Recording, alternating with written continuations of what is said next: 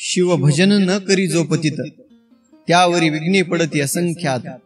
याग जप तप दान व्यर्थ, उमानाथ नावडे जया. जे शिवभजन करत नाहीत त्यांच्यावरती असंख्य विघ्ने पडतात. ज्यांना उमानाथ आवडत नाही, ज्यांना महादेव आवडत नाहीत, त्यांचं जप तप दान यज्ञ याग सगळे कर्म व्यर्थ आहेत. हरिहरामध्ये कसल्याही प्रकारचा भेदच नसला पाहिजे, तर त्या भक्ताची भक्ती खऱ्या अर्थाने सफळ होते. पवित्र अशा नैमिषारण्याच्या क्षेत्रामध्ये सूतजी पुढे सांगतात, ज्यावेळी भगवंतांनी पार्वतीला विनंती केली, पार्वती मातेला उपदेश केला, उमा, ज्या ठिकाणी आपली किंमत नाही ना त्या ठिकाणी जाऊ नये.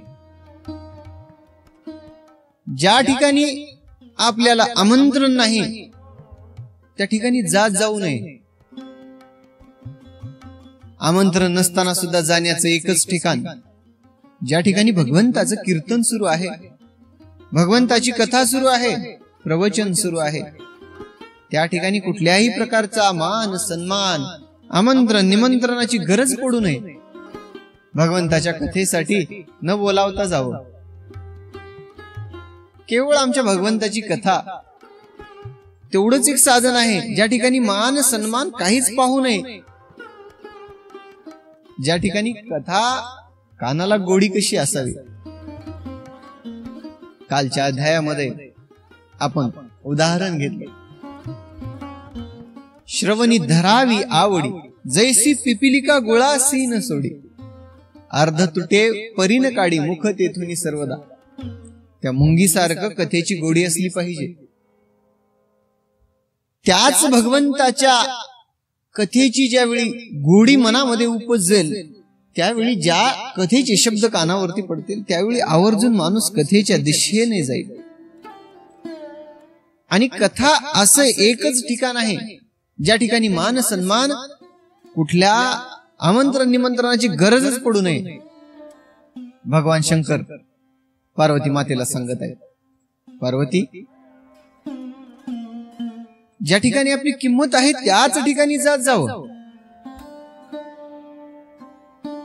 प्रजापती दक्षांनी मोठा समारंभ उत्सव यज्ञकर्म सोहळा सुरू केलेला होता, परंतु महादेवाचा द्वेष असल्यामुळं महादेवाला आमंत्रण पाठवलं नाही.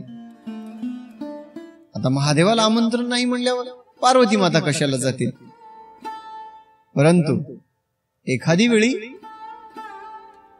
घाई गडबडीमध्ये माझे वडील मला विसरले असावेत, आणि नारद मुनींनी ज्यावेळी सांगितलं की आपल्या पित्याच्या घरी जाण्यासाठी कुठल्या आमंत्रणाची गरज नाही पडत, त्यावेळी पार्वती मातेनी महादेवाचा वैर करून महादेवांनी सांगितलेलं न ऐकता आपल्या पित्याच्या घरी गेली आणि स्वतःचा घात करून घेतला.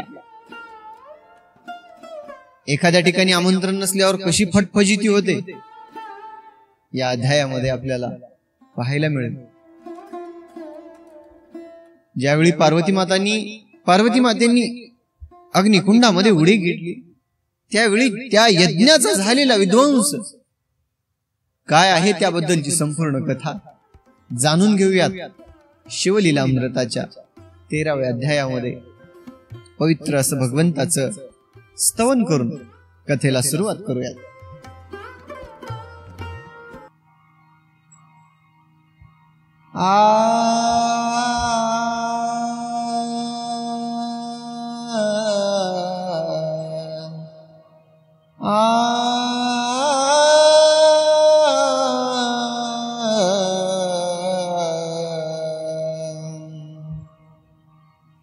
श्री गणेशाय नमः. वक्रतुंड महाकाय सूर्यकोटि समप्रभ निर्विघ्नं कुरु मे देव सर्वकार्येषु सर्वदा। गुरुर्ब्रह्मा गुरुर्विष्णु गुरुर्देवो महेश्वरा गुरुर्साक्षात् परब्रह्म तस्मै श्री गुरवे नमः। सर्वमंगलमांगल्ये शिवे सर्वार्थ साधिके शरण्ये त्र्यंबके गौरी नारायणी नमोस्तुते। ॐ त्र्यंबकं यजामहे सुगन्धिं पुष्टिवर्धनम् उर्वारुकमिव बन्धनान् मृत्युर्मोक्ष्य मामृतात्। ॐ नमः शिवाय। ॐ नमः शिवाय।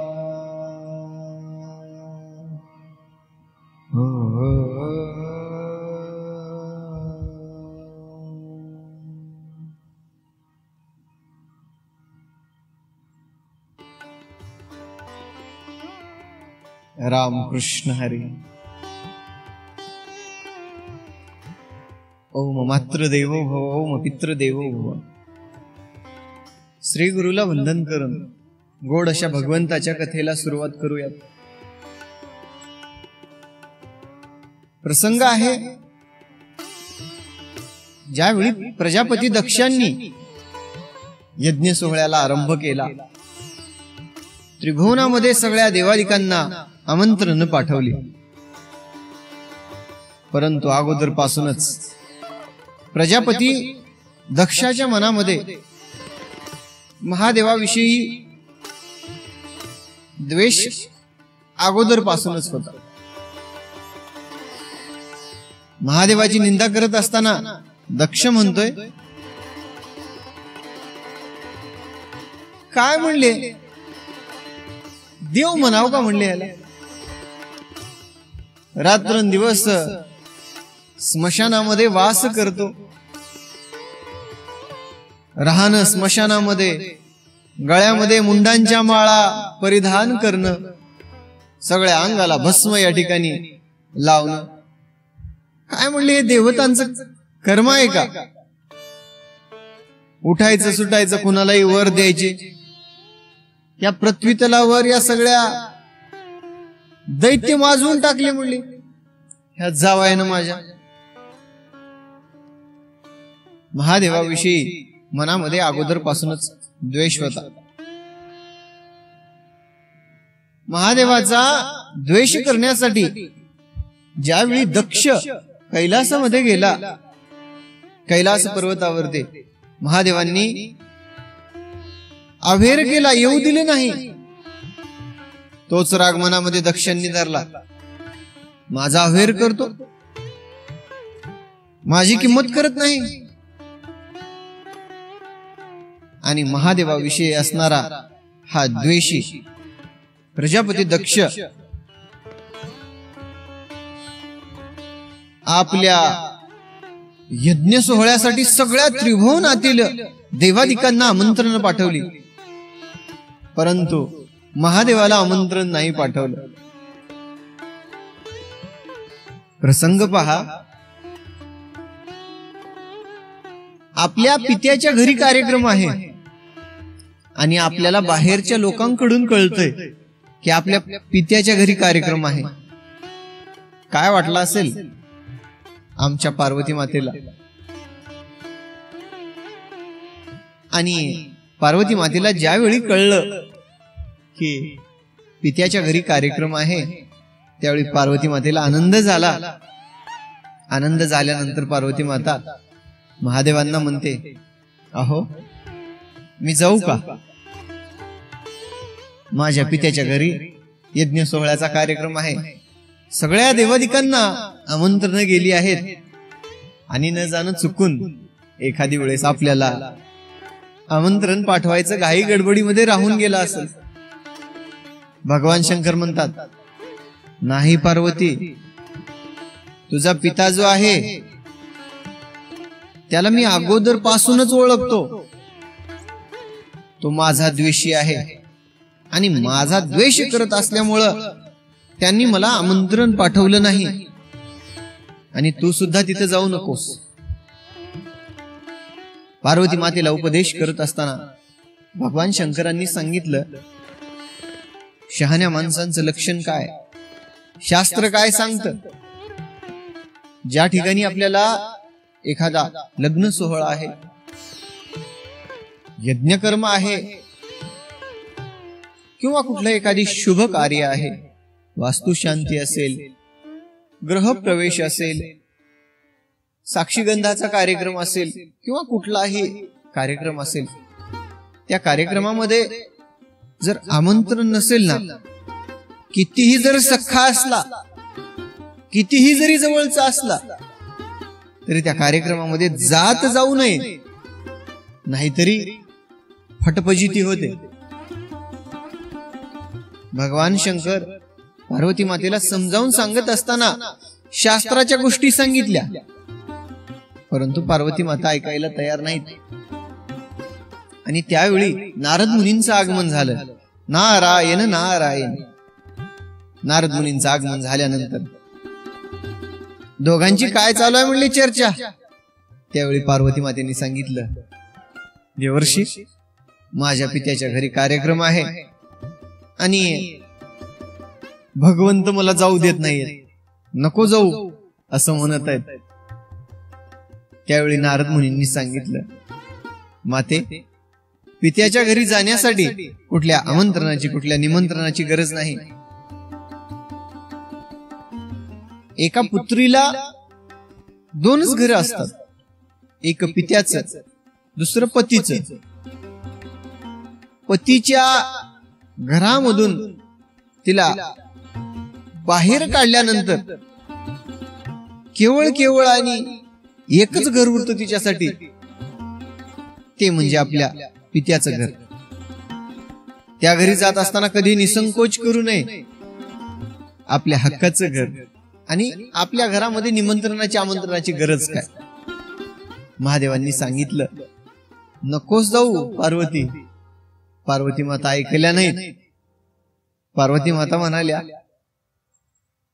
माझ्या पित्याच्या घरी एवढा मोठा उत्सव समारंभ आहे आणि त्या ठिकाणी मी जाऊ नये. पार्वती माता न ऐकताच नंदीवरती आरूढ झाल्या आणि नंदीवर आरूढ होऊन ज्या ठिकाणी यज्ञ सोहळा सुरू होता त्या ठिकाणी येऊन पोहोचल्या. भव्य दिव्य कार्यक्रम सुरू आहे. त्या यज्ञ सोहळ्यामध्ये स्वर्गाधिकामधले सगळेच्या सगळे देव, सगळ्यांना आमंत्रण घेऊन सगळे सभास्थानी उपस्थित होते. सगळे आले, परंतु महादेवाचं या ठिकाणी कुठंच स्थान पार्वती मातेला दिसलं नाही. आणि पार्वती माता ज्यावेळी नंदीवर उतरल्या त्यावेळी यज्ञ मंडपामध्ये सगळीकडे पाहिलं. यज्ञ सुरू असल्यामुळे धूर येत होत होता. आणि गेल्यानंतर अगोदर आपल्या पित्याजवळ गेली. दक्षाच्या डोळ्यामध्ये धूर जात होता म्हणून दक्षाने अशी मान खाली घातली. खऱ्या अर्थानं पार्वती माता आल्या म्हणून प्रजापतीनं मान वळवली. मनामध्ये विचार करतोय, कशाला आली असेल, कोणी आमंत्रण पाठवलं, आणि ही आणि हिचा नवरा मला अजिबात आवडत नाही, आणि या कार्यक्रमामध्ये यांना कोण दिलं निमंत्रण. मनातल्या मनामध्ये विचार करतो. तरी सुद्धा पार्वती मातेने मनाची समजूत गाठली. आपल्या पित्याच्या डोळ्यामध्ये एखादी वेळी यज्ञाचा धूर जात आहे आणि त्यामुळे त्यांनी मान फिरवली आहे. पार्वती माता मातेकडे गेल्या.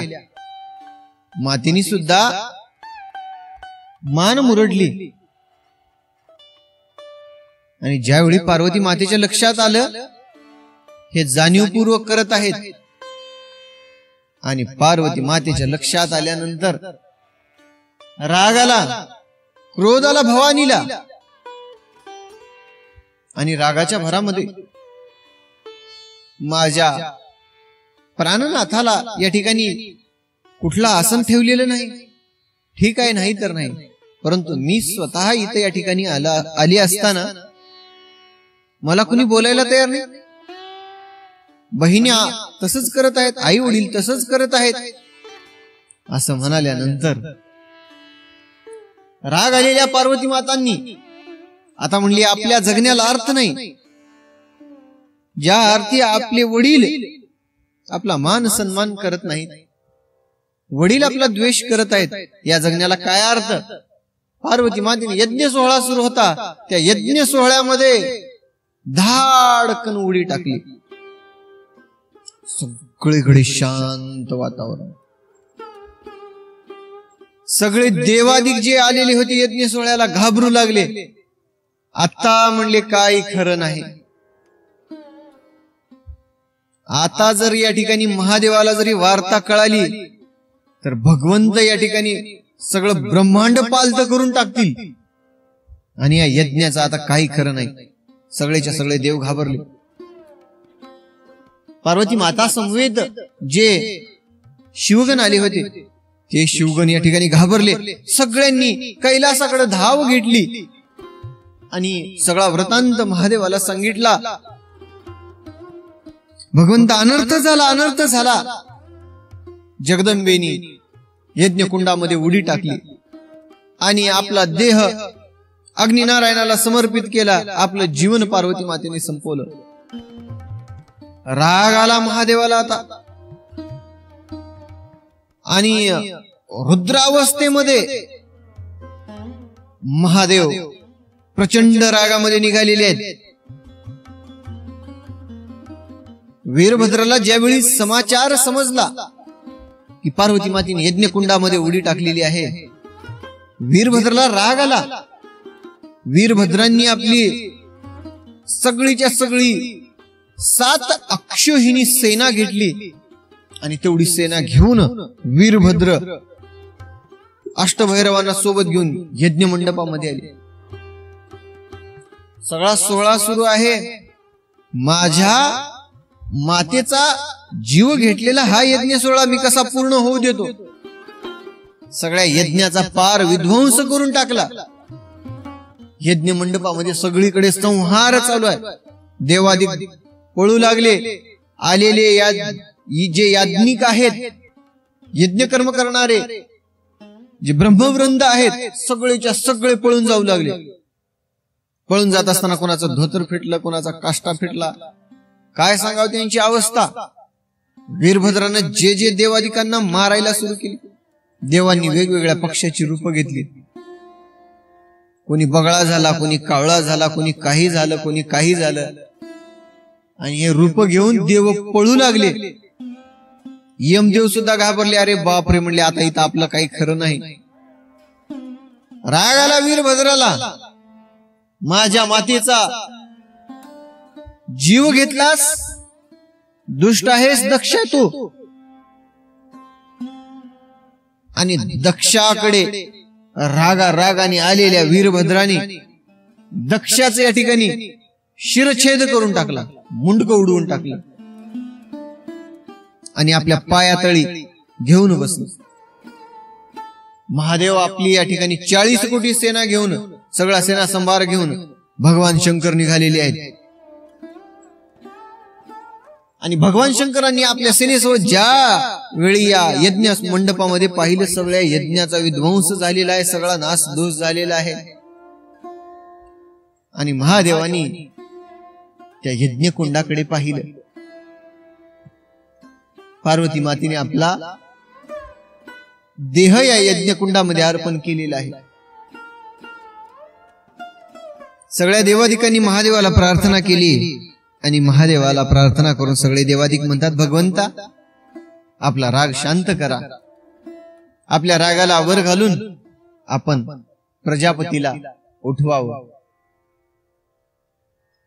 महादेवांची स्तुती केल्यानंतर महादेवांनी आपला राग शांत केला आणि देवादिकांना सांगितलं, जावा म्हणले वीरभद्राकडून दक्षाचं शिर घेऊन या. त्यावेळी वीरभद्र म्हणतोय, देत नाही. आपल्या पायातळी मुंडकं रगडलं आणि वीरभद्रांनी सांगितलं, जावा म्हणले तुम्हाला भेटत नाही. जो महादेवाचा द्वेषी आहे, जो शिवद्वेषी आहे, शिव थोर विष्णू लहान, हर विशेष हरिगौन, हरिविशेष हरगौन, असं जो कोणी म्हणतो त्याचा मी संहार करीन. जे महादेवाचे द्वेषी आहेत सगळ्याचा निपांत करून टाकीन आणि याचं मी मुंडक देत नाही, जावा म्हणून. आणि मुंडक पायातळी रगडून त्याचा बुकना करून टाकला, पूर्ण तुकडे तुकडे झाले. त्यावेळी आता दक्षाला उठवायचं कसं?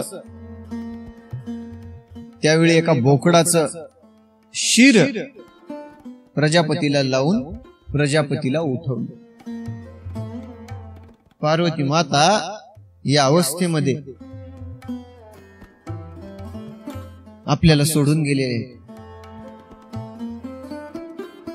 1000 वर्षापर्यंत भगवान शंकर स्मशानामध्ये राहिले.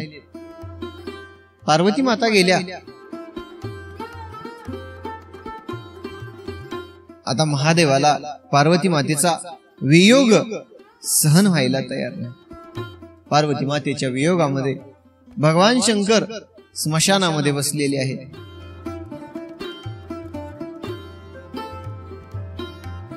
तोच इकडे कथा काय वर्तते.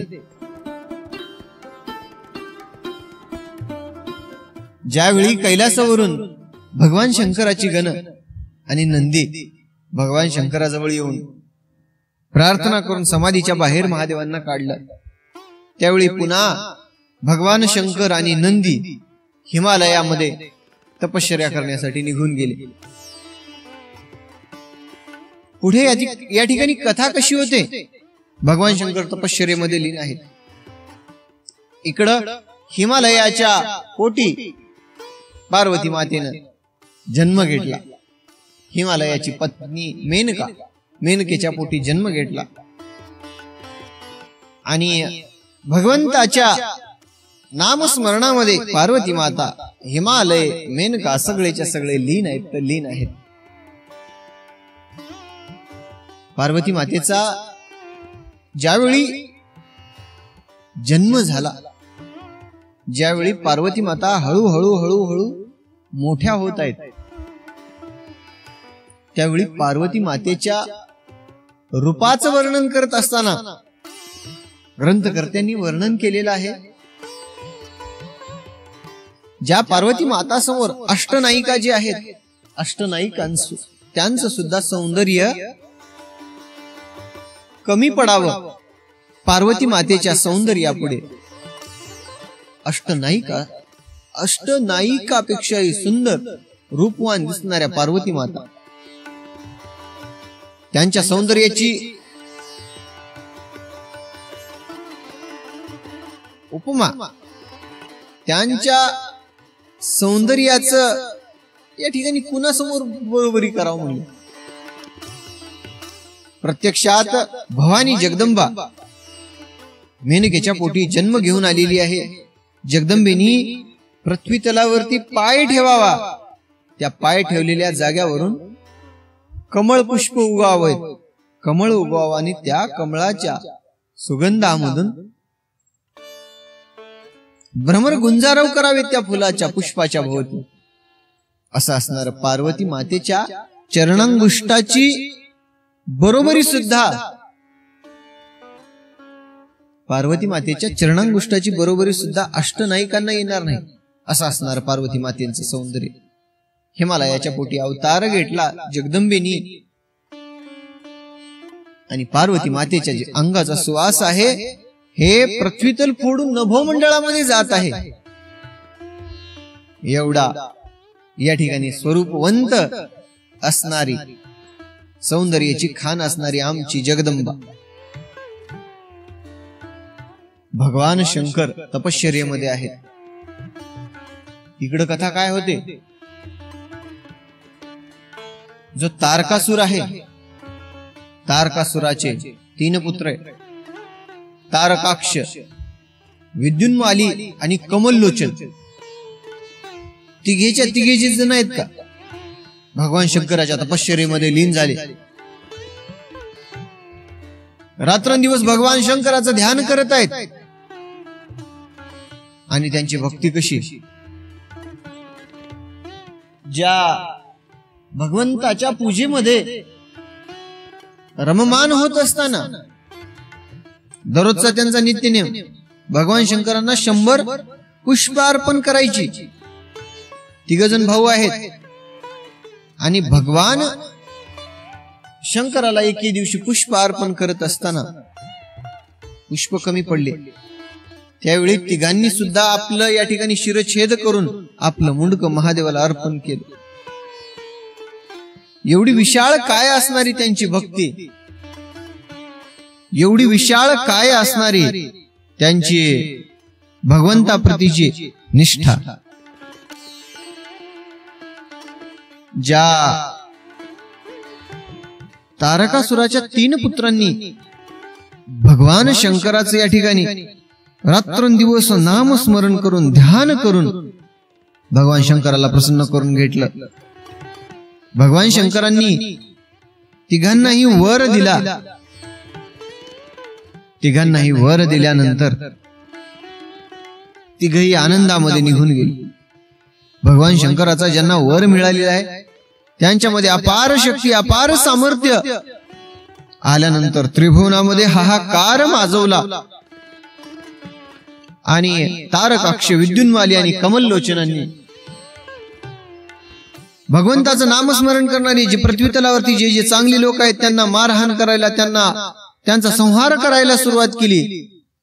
आकांत मांडला पृथ्वी तलावरती. त्यावेळी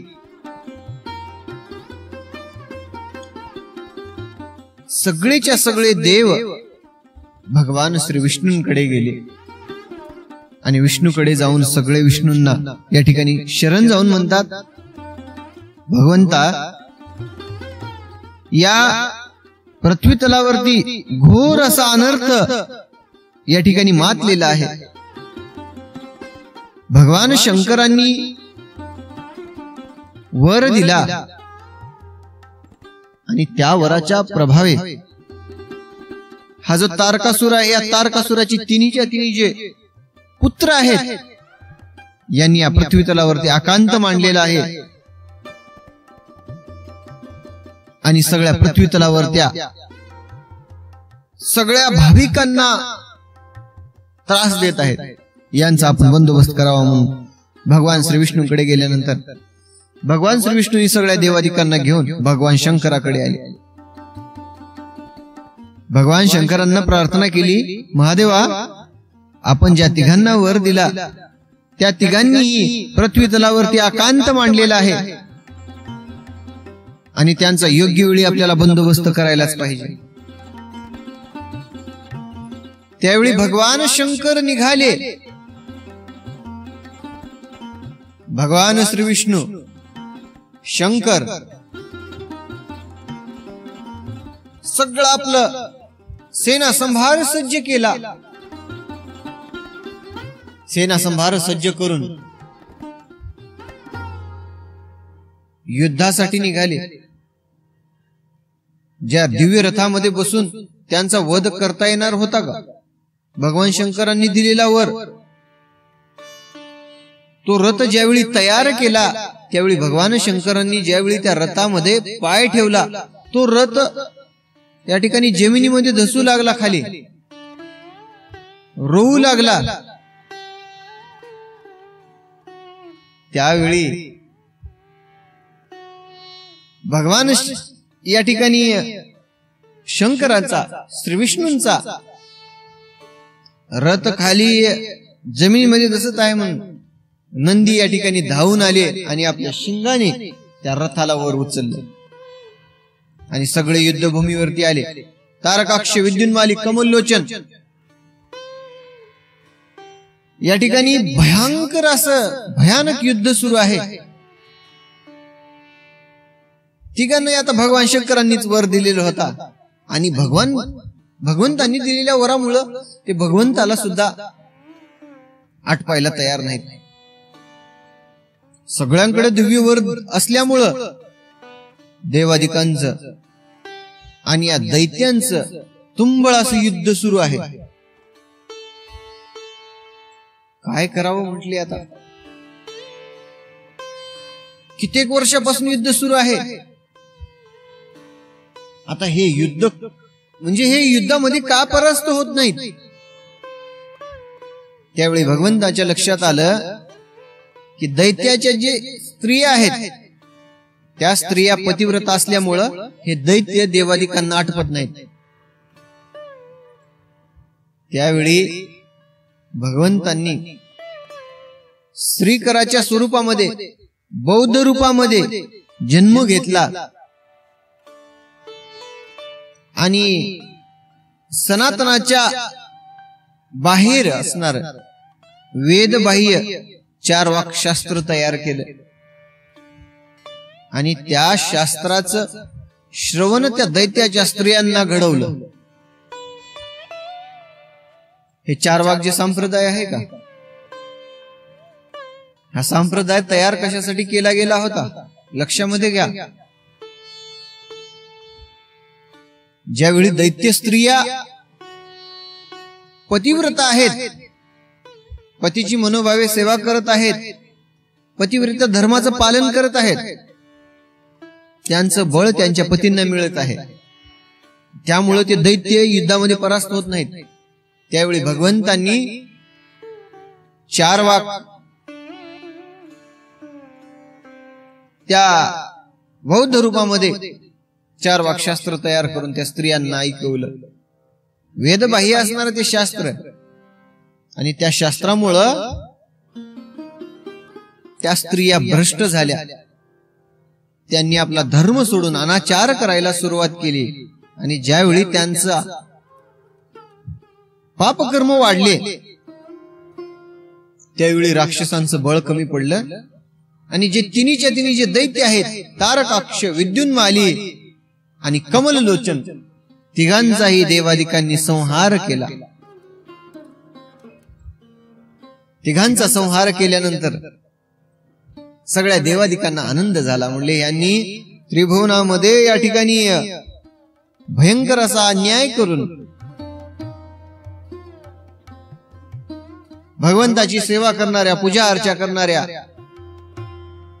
लोकांना भयंकर उपद्रव केला होता, उन्माद माजवला होता पृथ्वी तलावरती आणि बरं झालं त्याचा संहार झाला. आनंद झाल्यानंतर आता उरला तारकासुर. तारकासुराचा वध भगवान शंकराच्या आणि पार्वती मातेच्या म्हणजे यांच्या मिलनामधूनच होणार आहे आणि यांना जो पुत्र जन्मेल त्या पुत्राच्या हस्तेच या तारकासुराचे या ठिकाणी वध होणार आहे. देवादिकांनी युक्ती शोधली. भगवान शंकर हिमालयामध्ये नंदी समूह तपश्चर्या करत बसलेले आहेत. या ठिकाणी मदनाला बोलवले. मदनाला बोलून भगवान सगळ्या भगवंतांनी सांगितलं, हे बघ म्हणले तू महादेवाच्या अत्यंत जवळ असणार आहेस आणि भगवंताची तपश्चर्या भंग करायची आणि भगवंताची तपश्चर्या भंग करून मग त्यांच्याकडून आपल्याला हे कार्य साधून घ्यायचं आहे. पार्वती मातेचा हिमालय कन्या हिचा विवाह भगवंताशी करून त्यांना एकत्र करून त्यांच्या पुत्रापासून या तारकासुराचा वध करायचा आहे. देवादिकांची मीटिंग भरली आणि मदनाला भगवान शंकराकडे पाठवलं. ज्यावेळी मदनाने भगवंताची तपश्चर्या भंग केली त्यावेळी भगवंतांनी तृतीय नेत्र उघडला आणि तृतीय नेत्रीचा काढून अग्न भस्म केला. मदनाला भस्म केलं. फाल्गुन महिन्यामध्ये पौर्णिमेला मदनाला भस्म केलं भगवान शंकरांनी. कामाला भस्म केलं आणि त्या फाल्गुन महिन्यामध्ये पौर्णिमेचं जो कोणी व्रत पाळणार नाही म्हणले त्याला काम कधी आटोपणार नाही असा श्राप सुद्धा भगवंतांनी दिला. मदनाला भस्म केल्यानंतर अग्नीच्या उदरामध्ये जाऊन राहिला मदन. अग्नीने आपल्या उदरामध्ये ठेवलं मदनाला. पुढे कथा कशी वर्तते. सगळ्या देवादिकांनी हिमालयाला सांगितलं आपल्या कन्येचा विवाह भगवान शंकराशी करून दे. सगळ्या देवादिकांनी पार्वती या ठिकाणी हिमालयाच्या कन्येला तपश्चर्येला बसवलं. भगवंताची आराधना कर म्हणले आणि भगवंताला स्वतः मागून घे. महादेवाला सुद्धा हिमालयाच्या कन्येचा स्वीकार करण्याची विनंती देवादिकांनी केली. आणि पार्वती मातेंनी या ठिकाणी हिमालयाच्या कन्येनी पार्वती मातेंनी कठोर तपश्चर्या करून भगवान शंकरांना प्रसन्न करून घेतलं. परंतु भगवान शंकर प्रसन्न होण्याच्या अगोदर काय करावं म्हणले एकदा परीक्षा तर घेऊन बघावं. आपल्या परीक्षेमध्ये उत्तीर्ण होते नाही होते. भगवान शंकरांनी एक बटुक वेश धारण केला आणि ब्राह्मणाच्या वेशामध्ये भगवान शंकर पार्वती मातेजवळ आले आणि पार्वती मातेला म्हणतात, बाई या अशा घोरंदर वनामध्ये तू कुणाचं ध्यान करत बसलीस? त्यावेळी पार्वती माता म्हणत आहे, महान असणाऱ्या भोलेनाथाचं मी ध्यान करत बसलीये. भगवान शंकराच्या आराधनेमध्ये, भगवान शंकराच्या ध्यानामध्ये मी मग्न आहे. त्यावेळी भगवान शंकर त्या बटू वेशामध्ये पार्वती मातेला म्हणतात, अगं काय आहे त्या भगवान शंकराकडे? स्मशानामध्ये राहणारा, अंगामध्ये मुंडांच्या माळा परिधान करतो, अंगाला भस्म काय ओरबडतो, रुद्राक्ष काय धारण करतो, काय म्हणले म्हातारा दिसतोय म्हणले, आता म्हातारा आहे म्हणले, काय म्हणले त्या म्हाताऱ्याचं एवढं नामस्मरण करायला? तू काय कर, भगवान श्री विष्णू दिसायला खूप सुंदर आहेत आणि भगवान श्री विष्णूंची आराधना कर. त्यावेळी पार्वती मातेने म्हणले, तू ब्राह्मण आहेस म्हणून मी तुला सोडून देत आहे. शिवद्वेषा म्हणले, उठीतून चल. हो म्हणले, चालता हो. ब्राह्मण आहेस म्हणून सोडून दिली नाही तर मी तुला श्राप दिला असता. त्यावेळी भगवान शंकर प्रत्यक्ष रूपामध्ये आले आणि प्रत्यक्ष रूपामध्ये येऊन पार्वती मातेला दर्शन दिले. म्हणले, पार्वती म्हणले, प्रसन्न झालो ऐकणी मी तुझ्या तपाला, काय पाहिजे माग. त्यावेळी हिमालयाच्या कन्येनी काय वर मागितला? मला अर्धी जागा द्या म्हणली तुमच्या शरीरामध्ये, आपली पत्नी बनवून घ्या. त्यावेळी भगवंतांनी तथास्तु म्हणून आशीर्वाद दिला. एक शुभ मुहूर्तावरती लग्नाचं आयोजन केलं. हिमालयाने मोठ्या थाटामध्ये सोहळा संपन्न करण्यासाठी सगळ्या देवादिकांना आमंत्रण पाठवली. विवाहाचा मुहूर्त ठरला. चैत्र महिन्यामध्ये मन्मथ संवत्सरावरती अष्टमीचा पवित्र दिवस आहे आणि त्या दिवशी भगवान शंकराचा आणि हिमालयाच्या कन्येचा विवाह करायचं ठरवलं. ज्यावेळी ती शुभ घडी, शुभ दिन आला, त्यावेळी दिव्य भव्य या ठिकाणी सोहळा, भगवंताच्या विवाहाच्या सोहळ्याचं काय वर्णन करावं. ओम पुण्याहम निश्चिती म्हणून, मंत्र म्हणून भगवंताचा विवाह सोहळा या ठिकाणी परिपूर्ण झाला. भगवंताचा विवाह झाला. विवाहानंतर सगळे देव मंडळी आपापल्या स्वस्थानी गेली. भगवंताच्या विवाहाला 6 महिने उलटून गेले, तरी सुद्धा हे दोघं एकत्र यायला तयार नाहीत. आणि हे दोघं जर एकत्र आले नाही तर पुत्र कसा होणार, आणि पुत्र झाला नाही तर या तारकासुराचा वध कसा होणार. म्हणून देवादिकांनी अग्निदेवताला पाठवलं. अग्निदेवता म्हणले, तुम्ही महादेवाचा 3रा डोळाच बनून आहो म्हणले. भगवान शंकराची तुमची खूप जवळचं नातं आहे म्हणले. जावा म्हणले, भगवंताला आमचा निरोप पाठवा. आणि ज्यावेळी अग्नी याचक होऊन भगवान शंकरासमोर उभा आहे, त्यावेळी भगवान शंकराच्या आदेशाने अमोघ वीर्य दान म्हणून दिलं अग्निदेवताला. वीर्य देत असताना थोडस वीर्य या ठिकाणी खाली पडलं. तेच या ठिकाणी पारा झालं. आणि पारा जसं कुणाला सापडत नाही, किती चंचल असतो पारा. Mercury Hg. आणि अमोघ वीर्य ज्यावेळी सूर्यानं प्राशन केलं, त्यावेळी सूर्याच्या पोटामध्ये गर्भ राहिला. आणि भलं मोठं असं पोट काढून सूर्य फिरू लागला. लाज वाटू लागली सूर्याला. पुरुष असून नाही, अग्नीला, अग्नीच्या उदरामध्ये गर्भ राहिला. अग्निदेवताला लाज वाटू लागली. पुरुष असून पोट आलेला आहे आणि पोटामध्ये गर्भ आहे. लाज वाटल्यानंतर अग्निदेवतांनी काय केलं, आपल्या पोटामधला गर्भ काढला. काही ग्रंथामध्ये आता वर्णन आलेलं आहे, ऋषी कन्येच्या पोटामध्ये गर्भ ठेवला. शिवलीलामृतामध्ये वर्णन आलेलं आहे, ऋषी पत्न्या, 6 ऋषी पत्न्या होत्या. आपला सूर्याने गर्भ काढला.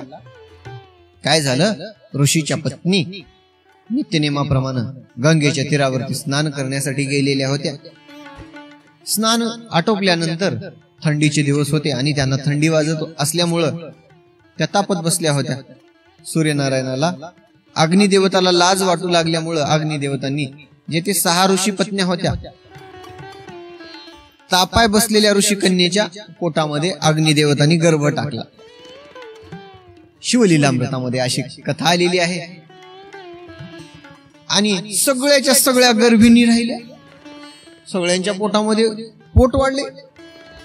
आता अंघोळ करण्याच्या पूर्वी तर पोट नव्हतं आणि आता स्नान करून बाहेर आलो, एवढं पोट. त्यांना सुद्धा लाज वाटली. आणि लाज वाटल्यानंतर त्यांनी सुद्धा आपल्या पोटामधला गर्भ काढून गंगेमध्ये टाकल्या. 6 जणींनी 6 गर्भ टाकून गंगेमध्ये टाकल्यानंतर सगळेच्या सगळे 6च्या 6 गर्भ एकत्र आले. आणि त्या गर्भामधून कार्तिक स्वामींचा जन्म झाला. बोलो कार्तिक स्वामी की जय. कार्तिक स्वामींचा जन्म झाला. भगवान शंकरांनी आपला पुत्र आहे म्हणून कार्तिक स्वामींना पार्वती मातेच्या स्वाधीन केलं. आणि 6 शिर, 6 मुंडके आणि 12 हात असणाऱ्या कार्तिक स्वामी पार्वती मातेच्या सहवासामध्ये, पार्वती मातेच्या छत्रछायेखाली वाढत आहेत. दिवसेंदिवस कार्तिक स्वामी मोठे होत आहेत. इकडे देवादिकांची या ठिकाणी कार्तिक स्वामींच्या हस्ते तारकासुराचा वध करायचे. देवादिकांनी सगळी योजना तयार केलेली होती. कार्तिक स्वामींचं वय 7 वर्षाचा बालक आणि 7 वर्षाच्या बालकाला पार्वती माता म्हणत आहेत, बाळा आता तुझा आपण विवाह करावा, लग्न करून द्यावं तुझं, तुला सुंदर या ठिकाणी बायको आणावी.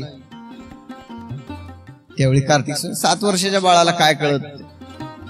कार्तिक स्वामी म्हणत आहेत, आई बायको म्हणजे काय असतं ग, कशी असते, कशी दिसते.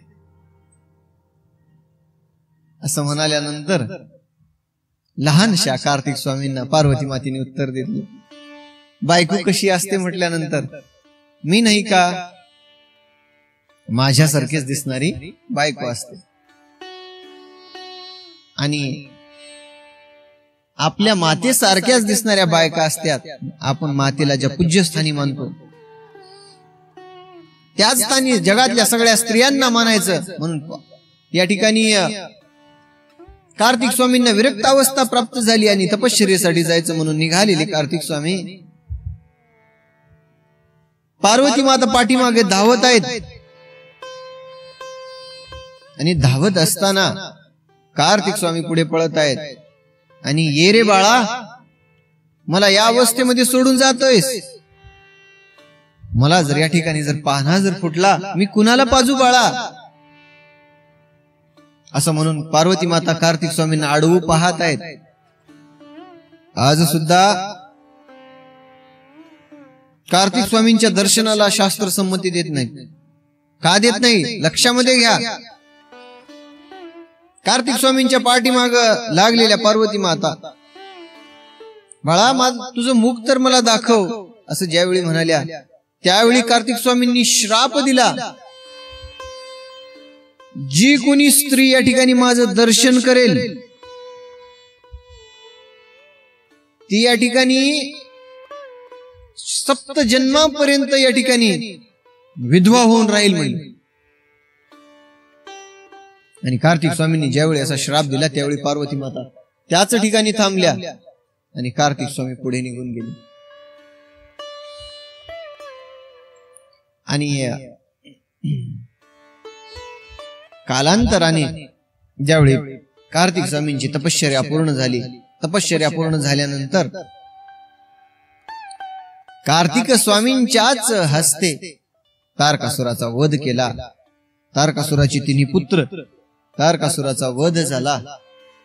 आणि या दैत्यांचा संभार या पृथ्वी तलावरती कमी करून दैत्य मुक्त केली पृथ्वी. असा गोड वृत्तांत शिवलीलामृताच्या 13व्या अध्यायामध्ये आलेला आहे. स्त्रियांनी कार्तिक स्वामींचं दर्शन करू नये, चांगलं नाही. कार्तिक स्वामींनी दिलेला श्राप आहे. त्यामुळं स्त्रियांना कार्तिक स्वामींचं दर्शन करण्याची अनुमती नाही. आणि जे पुरुष कार्तिक महिन्यामध्ये कृतिका योग जो आहे, कृतिका योगाला कार्तिक मासी कृतिका योगी जे कार्तिक स्वामींचे दर्शन घेते त्यांच्या पुण्यास नाही मिती महत्भाग्य होती. ते म्हणले त्या कार्तिक महिन्याच्या कृतिका योगावर जो कोणी त्या योगामध्ये दर्शन घेईल स्वामींचं,